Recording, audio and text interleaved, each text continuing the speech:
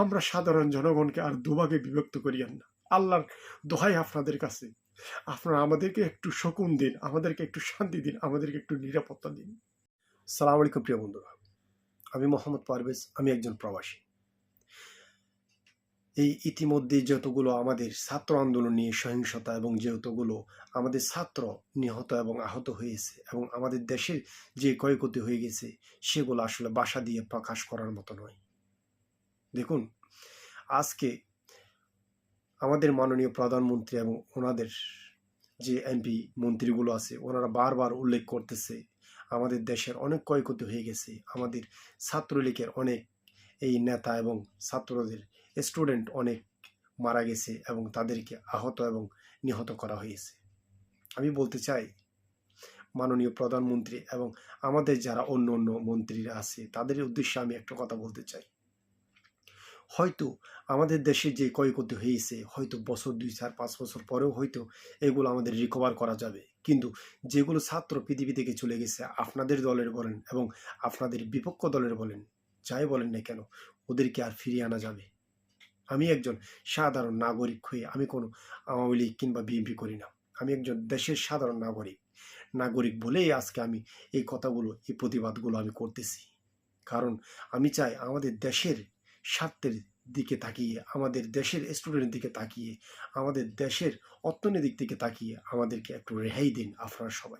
আপনারা তো সবাই উঁচু উঁচু স্থানে বসে আছেন। আপনারা কত বড় মাপের মানুষ সেটা তো আমি জানি না, কিন্তু অনেক বড় জায়গায় আপনারা বসে আছেন। ওই যেই জায়গাতে আছেন, আপনারা ওই জায়গার পাওয়ারগুলো আপনারাই ভালোভাবে জানেন। কারণ আমরা মাঝে মধ্যে দেখি যখন সহিংসতা এবং যখন আমাদের দেশে হয়তো কোনো সমস্যা হয়, তখন বুঝতে পারে আপনাদের ক্ষমতা কীরকম দেশের উপর চালাতে পারে। আমি বিশেষ করে বলতে চাই, যেগুলো আমাদের ছাত্রদের 6 থেকে 8, 10 বছর, 12 বছর, 18 বছর, 20, 25, 30 বছরের মধ্যে যে ছাত্রগুলো হয়েছে, যেভাবে আমাদের বাংলাদেশ অলরেডি অনেক অনেক পিছিয়ে আছে সারা বিশ্ব থেকে, সেই জায়গায় এই ওই অপকাণ্ডগুলো করে, এই আমাদের দেশের ক্ষয়ক্ষতি করে, আমাদের দেশের স্টুডেন্টকে এই পৃথিবী থেকে বিদায় করে আমাদের দেশকে আরও অনেক পিছিয়ে চলে যাচ্ছে। ইতিমধ্যে আমাদের এখানে ইউএইতে এই বাঙালিদের জন্য ভিসা বন্ধ করা হয়েছে, এটা অনির্দিষ্টকালের জন্য। এবং আমাদের মুক্তি বিশ্ববাজারে অনেক নষ্ট হয়ে গেছে। এখন বর্তমানে সবাই আমাদেরকে জানে, আমাদের বাংলাদেশকে জানে, আমাদের বাংলাদেশ একটা টেররিস্ট একটা কান্ট্রি। কারণ কোন একটা জায়গায় আমরা যদি যাই, কিংবা কাজ পেতে কিংবা কাজের জন্য যাই, আমাদের কেউ হয়তো নিবে কিনা সেটা অনেক সন্দেহ আছে। কারণ আমাদেরকে যেভাবে বিশ্ববাজারে, বিশ্বের দরবারে যেভাবে উপস্থাপন করা হচ্ছে, সেটা আসলে আমাদের জন্য অনেক লজ্জাজনক। দীর্ঘ কয়েকদিন এখানে আমাদের বাংলাদেশে নেট ছিল না। দেখুন, আমরা প্রবাসী কি সান্ত্বনা দিই ওদের সাথে কথাবার্তা বলে। দীর্ঘ 4 থেকে 5 দিন আমাদের দেশে কোনো নেট ছিল না, কিন্তু আমাদের পরিবার পরিজন কি ভালো আছে নাকি ওরা কোন সমস্যায় পড়ছে, ওদের হাতে কি টাকা আছে কিংবা টাকা নাই, সেটা আমরা জানতাম না। কারণ আমরা হয়তো এখানে কাজ করতেছি, হয়তো অনেকে কাজ ছেড়ে দিছে, অনেকে হয়তো কাজের মধ্যে অ্যাক্সিডেন্ট হয়েছে, অনেকে হয়তো কাজের মধ্যে বিভিন্ন রকমের সমস্যা দেখা দিচ্ছে, শুধু একমাত্র পরিবারের টেনশন নিয়ে। আমরা প্রবাসীরা আসলে বিদেশে থেকেও কোনো শান্তি নেই এবং দেশে গেলেও কোনো শান্তি নাই। আমাদের থেকে বিভিন্ন রকমের হয়রানি আমাদের শিকার হতে হয়।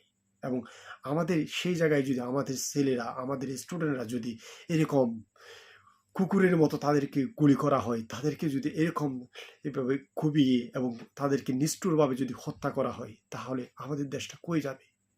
আপনারা বর্তমানে যেগুলো আমাদের ছাত্রদেরকে শিখাইতেছেন, ইউথকে শিখাইতেছেন, তারা তো ওইটাই শিখতেছে। তারা তো ভবিষ্যতে আপনাদের ওগুলোই উপহার দিবে যেগুলো আপনারা ওদেরকে শিখিয়ে যাচ্ছেন। দয়া করে আপনারা সবাই এই হার জিত খেলা বন্ধ করুন। আমাদেরকে ফুটবল আর বানিয়েন না। আমরা ফুটবলে অনেক হয়েছি। আমরা আওয়ামী লীগ, বিএনপি কোনো দলের কথা বলতেছি না। আমরা কোনো দলেই চাই না, আমরা শুধু শান্তি চাই। আমাদেরকে শান্তি ফিরিয়ে দিন।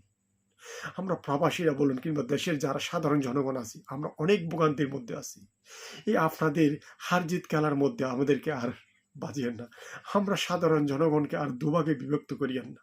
আল্লাহর দোহাই আপনাদের কাছে, আপনারা আমাদেরকে একটু শকুন দিন, আমাদেরকে একটু শান্তি দিন, আমাদেরকে একটু নিরাপত্তা দিন। আমাদের পরিবার পরিজনকে নিয়ে আমরা অনেক টেনশনের মধ্যে আছি। আমরা বিদেশে আসছি একমাত্র আমাদের পরিবার পরিজন একটু সুখে থাকার জন্য। তাদের মুখে অন্ন তুলে দেওয়ার জন্য, যাতে তারা একটু সুখ শান্তিতে বসবাস করতে পারে। তারা যাতে আমাদের দেশে সুখ শান্তিতে বসবাস করে থাকতে পারে। আমাদের ছেলে সন্তান যাতে মানুষের মতো মানুষ হয়। সেই জন্য আমরা দেশকে ত্যাগ করে আমরা বিদেশে, আমরা নিঃস্ব, আমরা একাকিত্ব হওয়ার পরও আমরা তারপরও জীবনযাপন এখানে করে যাচ্ছে একমাত্র ওদের জন্য। না হলে এখানে আমাদের ভাই বোন আত্মীয় স্বজন কেউ নেই। তারপরও আমরা দিনের পর দিন নিরলস পরিশ্রম করে কিছু টাকা উপার্জন করে ওদের জন্য পাঠিয়ে দিচ্ছে। ওই টাকার থেকে আপনারাও পাইতেছেন, কিন্তু একবারও কি চিন্তা করতেছেন আমাদের এই প্রবাসীর ত্যাগ, আমাদের 2 কোটি প্রবাসীর ত্যাগ, আমাদের 2 কোটি এই প্রবাসী কি যে কষ্ট করে আপনাদের কাছে রেমিডেন্সগুলো পাঠাচ্ছে, সেই রেমিডেন্স দিয়ে আমাদের অর্থনৈতিক চাকা সচল থাকতেছে। তারপরেও কি আমাদের প্রতি একটু আপনাদের সহানুভূতি হয় না? প্লিজ আপনাদের এই হার জিত খেলা বন্ধ করুন, আমাদের প্রতি একটু রহম করুন। আপনারা হয়তো ওইখানে বড় বড় স্থানে বসিয়ে আছেন, আপনারা বুঝতে পারবেন না আমাদের কষ্টগুলো, আমরা কিভাবে জীবনযাপন করতেছি, আমাদের পরিবার পরিজনের জন্য কি পরিমাণ আমাদের টেনশন হচ্ছে।